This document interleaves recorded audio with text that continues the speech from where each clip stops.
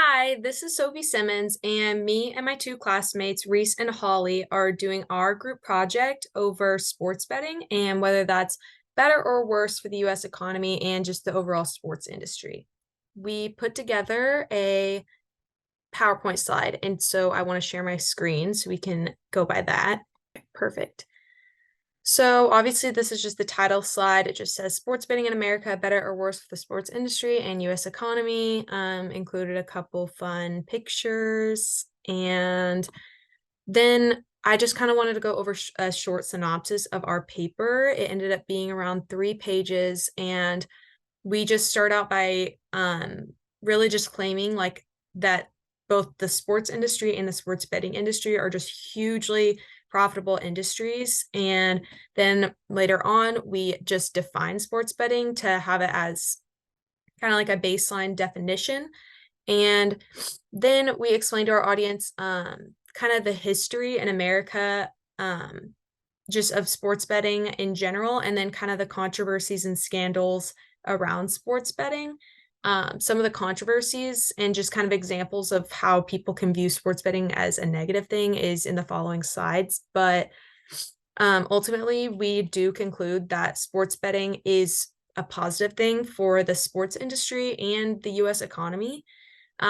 Once again, there's something to be said for it can be an addiction and it can be a negative thing, but ultimately, whenever we're talking about the economy, it really just drives up revenue and profit, just different avenues for that and more jobs. So ultimately for the economy, it's a great thing. And also for the sports industry, it is a great thing. It brings more people in, it gets people more hooked. Um, so that's why we ultimately felt like we could back up why it was such a positive thing. And obviously that's not everything we said in the paper, but that's kind of just a short synopsis of it. And in the next slide, I thought this kind of infographic was really interesting. And so I kind of just wanted to take the class through it. So I got this from this website, Statista, and it says Americans torn about sports betting. It gathered around like 1,000 students, and it says down here 1,020 respondents ranging from 16 to 50 years old. They were surveyed in 2021. So the different questions which most people agreed with, or like out of these questions, it says sports betting can be just as addictive as alcohol, drugs, and tobacco. So honestly, a lot of people, and once again, this is still not a hugely high statistic, but 25% of those respondents did say that it was just as addictive as alcohol, drugs, tobacco, etc. So I mean, a lot of people do look at sports betting as an addiction just as bad or kind of on the same level as alcohol, drugs, tobacco, etc. The next one down that kind of combats that is sports betting is fun, which a lot of people would agree that alcohol, drugs, tobacco, etc. is something fun. So it kind of makes sense why it would kind of be together in that category of things. And the next one says sports betting is or sports betting makes watching sports more thrilling. 20% agreed with that. And that's kind of why we felt that, it helped the sports industry. More people are kind of tuning in and being extra tuned in because they have a bet on it. And that kind of keeps them really into the game. And that kind of drives up viewership, drives up things like that. And then sports betting is too complicated for me. 18% said yes to that, which I would say that is me. I don't sports bet, and I honestly don't really have much of a compel to do that. But there's obviously a huge industry that is really profiting off of people finding it really interesting. So I don't know. But there is too little discussion about the risks. 17% agreed with that, which I think with us doing this project, it's a positive thing that we're kind of getting the message out about the risks because, later in our slides we'll show that. But, and we want it to be legalized. But ultimately, like, I think showing the risks is something very valuable. And sports betting should be illegal. 14% agreed with that. So it kind of just shows this. I thought this really encapsulated kind of like different perspectives of sports betting. Some people think it should be illegal. Some people think it's fun.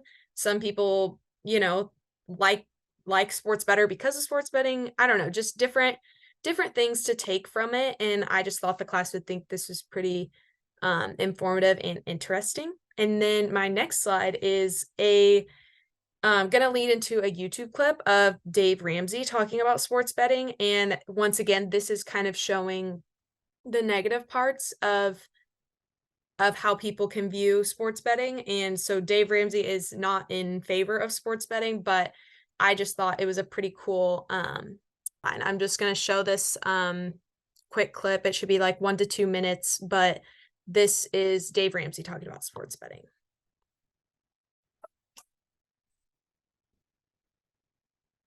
Today's question comes from Jason in Illinois. Jason writes, my question is about income from a side hustle. I recently began sports betting and have built up a bankroll of about $4,000. So his side hustle is gambling.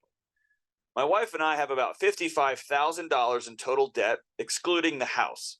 We earn about 61 grand a year. I'm a saver, said the gambler. My wife is a spender. We don't have a budget and need an additional $500 to cover our bills for the month. I have agreed to withdraw. This is my favorite sentence I've ever read on the show. I have agreed to withdraw $250 a month from my sports betting account to help cover our shortage, but my wife would prefer I liquidate the account. Dave, what should I do? Okay, so that was kind of just like the preface of like why this video was being made. And then let me go to later in the video, and this is Dave Ramsey's take on it. And whoever else that is. You're not, I don't know how to say this, you're not well. A buddy of mine who's a pastor here in town walked me through the increase in sports betting. Oh yeah. In Tennessee. Yeah, no, and period. It's astounding. Period. No, the number one fastest growing addiction in America, online porn. Number 2, online gambling, and most of it is sports. But I didn't see the money. We have a cool dude named Caesar doing commercials. Give me a break here. Unbelievable the amount of money it is spent not in sports betting. Funny. I have talked to 25 people in the past handful of months that have lost their families, their businesses, their jobs, their wife is done. And it's all because he thought he was cute betting football. And it starts there. It's just, I'm sorry, you're not cute, dude. Yeah. And you're not cute looking at porn either. So that is really kind of what I wanted to show what Dave Ramsey has to say about sports betting. And once again, he's kind of talking about the people who take it too far. And ultimately, we're claiming we think it's a positive thing. And we're not saying that is positive, that people get addicted to it. But ultimately, it's really not our problem that some people take it too far. It's up to the individual themselves. And that really, once again, can't really fall under whether it's good for the economy or the sports industry. And that's what our paper is about. So that's the part the portion of the slides that I wanted to show. So now we're going to look into the history of sports betting. We found it really important to kind of have this background and go over it, just because I think it's really important to have that perspective and being able to just kind of see how much it's evolved over the years. So dating all the way back to the 1780s is when the first recorded sports betting incident was documented. And this was in New York City at a horse race. So it's kind of wild to think now, we're sports betting on all kinds of different sports, all these different events, and now, and then looking back then it was, the first one was at a horse race. So just kind of having that perspective, and then jumping forward to the 1970s and 1974, the first legal sports book was opened at Stardust Casino in Las Vegas. So that's kind of where the first legal one, and we'll get into this later. I think it's important to distinguish between legal sports betting and illegal, and that was the first legal sports book that was open there at the Stardust Casino in Las Vegas. And then in 1992, PAPSA was implemented, and this is a really key moment in the history of sports betting. This then ruled sports betting to be illegal in all states but 4 states. Those 4 states that were able to continue sports betting had already had legal sports books opened, and they were allowed to continue, but in every other state it was deemed illegal from that point. Then jumping forward all the way to 2018, after a few different instances, and there's one in New Jersey and some different cases that came up, the Supreme Court did now finally deem PAPSA to be unconstitutional. So that was overturned, making sports betting legal, but on a state-to-state basis. So then moving forward from 2018 into 2019 and on to the present, numerous states since then have legalized sports betting. This includes 37 states plus Washington, D.C. And now, after having kind of that overview, we're going to dive into more of that aspect of the legal versus illegal sports betting. So as you can see here, with legal sports betting, it is regulated state to state. And that's why, there are 35 states plus Washington, D.C. now that have legalized sports betting. And so it's on that state-to-state basis, and each state can decide what degree of regulation they want to have with that. So it's not on the federal level. And then moving into illegal sports betting, that is where offshore operators are operating sports betting. That is illegal.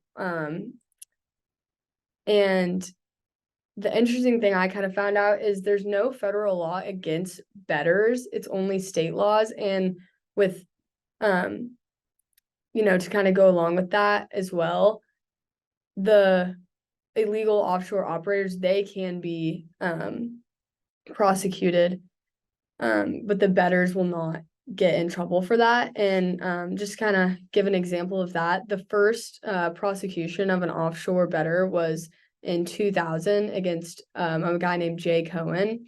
He was the founder of an Antigua-based World Sports Exchange, and the jury found Cohen guilty of several violations of the Wire Act. And then for that, he was sentenced for 2 years in jail. So I think that just kind of gives some perspective on the severity of illegal sports betting, and there can be, harsh consequences for that. And that's where kind of some of the negative aspects of sports betting come in. But when it's regulated on the state or on the state by state basis, with legal sports betting, it really can increase profit and have a positive economic impact on those states. And I think, I think back to class in that example we had that we discussed in class, where people from Missouri will drive over and sit on state line on the Kansas side on Sunday mornings to bet for those NFL games. So it is, legal on that Kansas side. I think that kind of is a good example of that state to state basis, how, it's illegal in Missouri, legal in Kansas. So people will travel over to Kansas, even though they live in Missouri to do that. So it shows kind of that difference, how it can be from each state. Okay, so now we're going to go over the topic of sports gambling and how it's impacted the U.S. economy. So many people have different views and opinions on sports betting being on a moral level. However, the majority of economists can agree that legalizing sports betting has been a good thing for the economy. And it has been estimated that sports betting could generate up to $26 million in annual economic output, and it can also contribute up to $6 million in tax revenue for state governments. They also have done a little survey about the U.S. citizens, like perception about how sports gambling could affect the state economy. And overall, there is a pretty neutral or positive perception about what it could do for the state and how it could affect it in a good way rather than in a negative way. And another thing that sports betting has created is new job opportunities, such as bookmakers, marketing jobs, software developers, and customer service representatives, and more. Sports betting has also helped generate revenue for the teams and leagues. It generates revenue through increased fan engagement and viewership. Sponsorships and advertising deals also increase as sports become more popular. Licensing agreements with sports betting operators provide financial benefits for the leagues and teams. Okay, sports betting has been happening in prior years, whether it's been legal or not, which is just like what Morgan Friedman explained about prohibition and his support for the legalization of drugs. When it was illegal, it was happening through the black market. Legalizing sports betting allowed the U.S. economy to see the revenue and create new jobs and revenue streams for the government, as well as investment in the sporting venues.